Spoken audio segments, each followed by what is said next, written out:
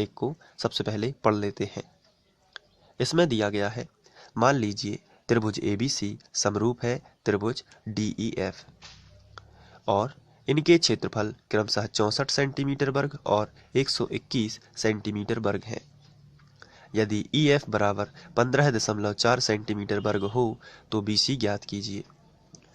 तो चलिए शुरू करते हैं इसको किस तरीके से करना है।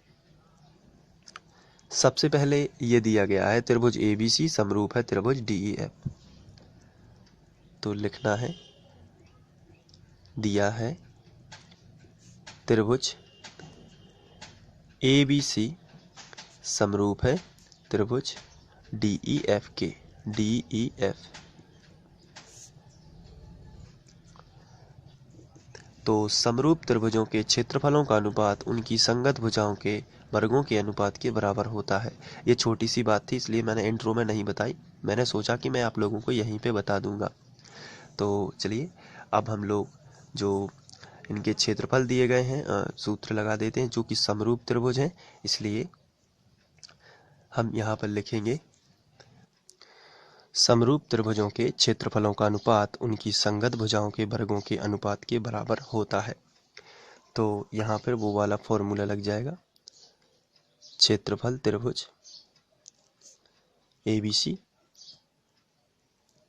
यानी ABC का क्षेत्रफल, और इसका अनुपात करेंगे, अनुपात यानी बटे, और ये हो जाएगा क्षेत्रफल त्रिभुज DEF यानी दोनों त्रिभुजों के क्षेत्रफलों का अनुपात उनकी संगत भुजाओं के वर्गों के अनुपात के बराबर होता है। तो जो संगत भुजाएं हमें दी गई हैं वो ही बस हम लिख लेंगे। जैसे यहाँ पर हमें दी गई है EF और BC, तो EF और BC हम लिख लेंगे। सबसे पहले ABC लिखा है तो इसमें BC आता है, इसलिए आप यहाँ पे BC लिखिए, और बटे EF DEF लिखा है तो इसमें EF आता है, तो यहाँ पे आप EF लिखिए, और इनका वर्ग करना है, तो इसका वर्ग और इसका भी वर्ग।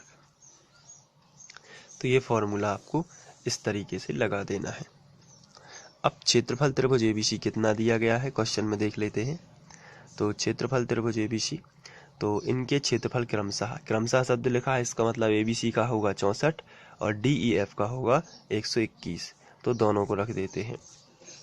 तो यहाँ पर आएगा 64 बटे 121 बराबर BC जो है वो ज्ञात करना है। आप क्वेश्चन में देख सकते हैं BC ज्ञात करना है, तो यहाँ पे हम BC ज्यों का त्यों लिखेंगे, बटे EF जो है इसको हम दिया गया है 15.4, तो यहाँ पे हम लिख देंगे 15.4, और ये वर्ग दोनों पे था इसलिए हम इसका होल स्क्वायर बराबर, यानी दोनों का वर्ग एक साथ में लिख सकते हैं।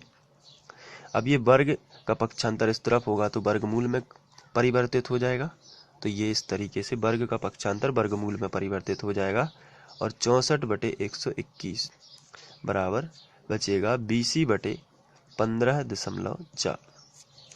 64 का वर्गमूल 8 होता है और 121 का वर्गमूल 11 होता है, क्योंकि 8 अठैया 64 और 11 गिरम 121 बराबर BC बटे 15.4।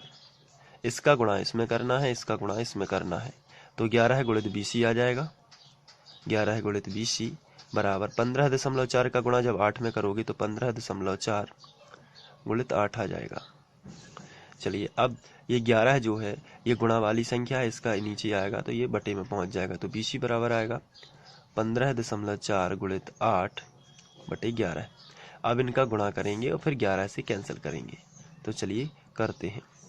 8 चौके 32, 32 की 2 हासिल आ जाएगी 3, और इसके बाद 8 पंचे 40 और 3 43 की 3 हासिल आ जाएगी 4, 8 एकम 8 और 4 12। एक अंक बाद दशमलव लगा था तो एक अंक बाद दशमलव लगा देते हैं, बटे में आएगा 11। अब इसको और कर देते हैं, तो आप यहाँ पे डायरेक्ट भी कैंसिल कर सकते थे, तो जैसा आपको अच्छा लगे वैसा आप करिए। BC बराबर, अब यहाँ पर 11 एकम 11 और ये बचेगा, इसको भाग दे देते हैं, तो 11 एकम 11 बचेगा, हो जाएगा, फिर 11 एकम 11 फिर हो जाएंगे 11 दूनी 22, तो 11.2 और ये सेंटीमीटर में आ जाएगा। तो इस तरीके से हम BC का मान ज्ञात कर सकते हैं। तो आप इसको बड़े अच्छे से कर सकते हैं और आप नोट भी कर सकते हैं इसको। तो यहाँ से आप इसको नोट कर लीजिए। ये दूसरा आप स्क्रीनशॉट लेकर इसे नोट कर सकते हैं